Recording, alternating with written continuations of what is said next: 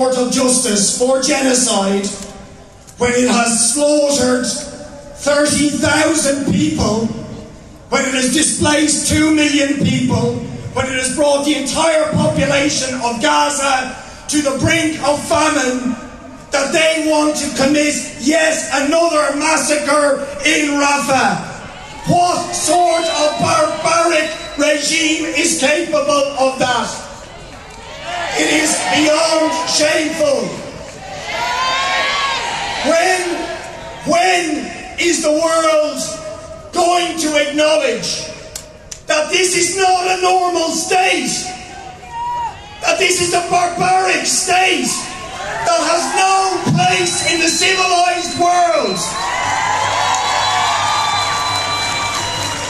We had up here a few minutes ago one of the people that this country can be most proud of, Karen Gearan. And I believe Mary Manning is in this crowd as well. These are heroes who went on strike for 2 years to force a reluctant government in Ireland to be the first country to impose sanctions on the cruel and brutal apartheid regime of South Africa.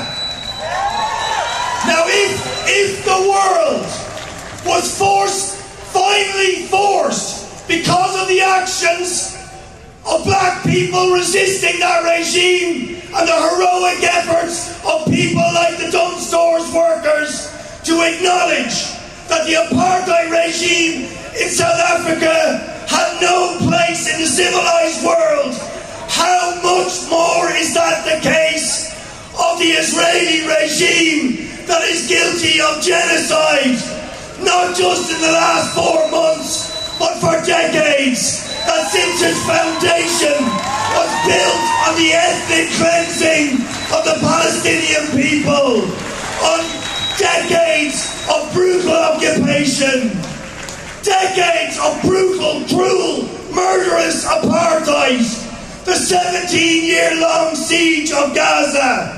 This is the reason why we have this escalation of violence. But the media and politicians pretend it all began on October the 7th. No! This began in 1948 with the Nakba. It began with decades of ethnic cleansing and occupation, and the world ignored it. And worse, they were complicit. They are complicit because they ignored the desperate pleas of the Palestinian people for justice, for freedom, for self-determination. And it is that complicity, and then worse, of the United States, Britain, Germany, the European Union, arming this genocidal apartheid regime and supporting them every step of the way on this genocidal slaughter in Gaza. So it's not just a slogan when we say Biden, von der Leyen, you can't hide, you are guilty of genocide, as well as Netanyahu, for arming and supporting this regime and giving it impunity.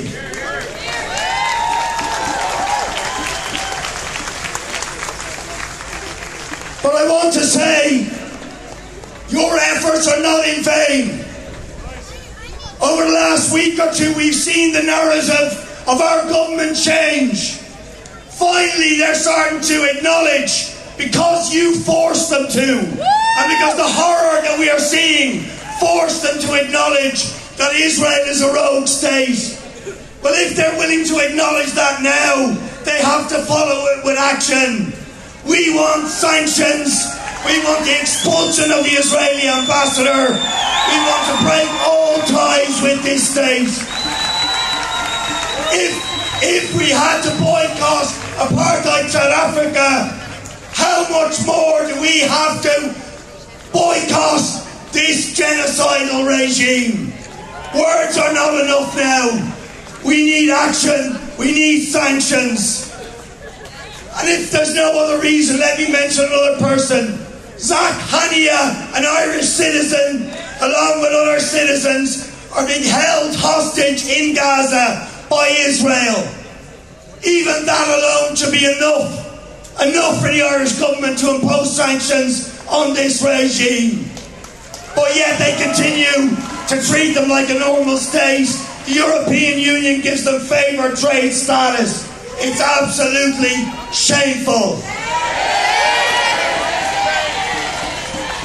And over the next number of weeks, we have to say too that any Irish politician who dares shake hands with Joe Biden, who is guilty of supporting and arming this genocide, will live forever in shame. No shamrocks for genocide, Joe. And get the US military out of Shannon as well.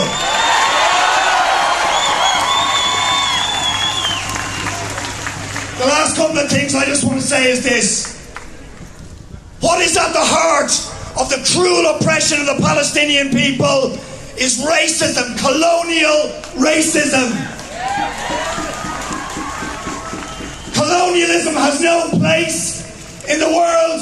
Racism has no place in a decent world. And there are also people in this country who are trying to import that poisonous racism into Ireland, and we need to be on the streets on March the 2nd to stand against the poisonous racism of the far right. So make sure you come out there. Lastly, I believe we need to mobilise in our tens of thousands before St. Patrick's Day to force all of our politicians into a commitment they will not shake hands or give shamrock to Genocide Joe because of his complicity with this genocide. We can do what Karen Kieran and the Dunn Stores workers have done. We can do it.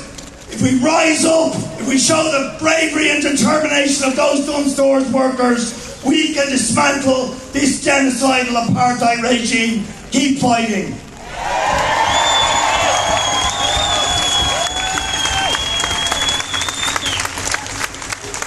Thank you, Richard.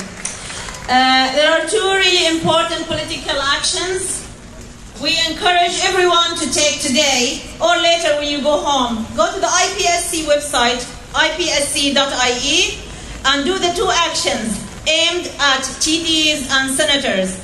There will be elections this year and next year as well.